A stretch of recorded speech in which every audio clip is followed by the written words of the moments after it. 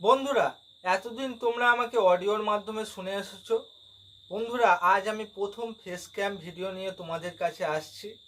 তো ভিডিওটা ভালো হোক বা খারাপ হোক তোমরা অবশ্যই কমেন্ট করে জানাও।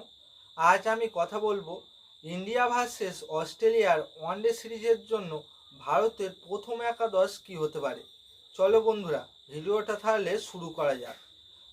প্রথমে ভারতের ক্যাপ্টেন হিসাবে থাকছেন শুভমান গিল, উনি ওপেন করবেন এবং তার সাথে রোহিত শর্মা। তারপরে বিরাট কোহলি 3 নম্বর জায়গাটায় খেলবেন।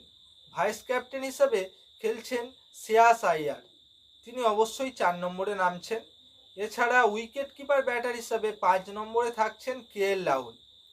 6 নম্বর জায়গাটায় দুজন প্লেয়ারের মধ্যে আমার কনফিউশন আছে।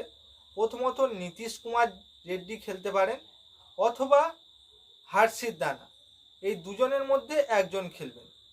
7 নম্বর জায়গায় খেলবেন অক্ষর প্যাটেল, 8 নম্বর জায়গায় ওয়াশিংটন সুন্দর, 9 নম্বর জায়গায় থাকছেন কুলদীপ যাদব, 10 নম্বর জায়গায় আমি রেখেছি মোহাম্মদ সিরাজকে।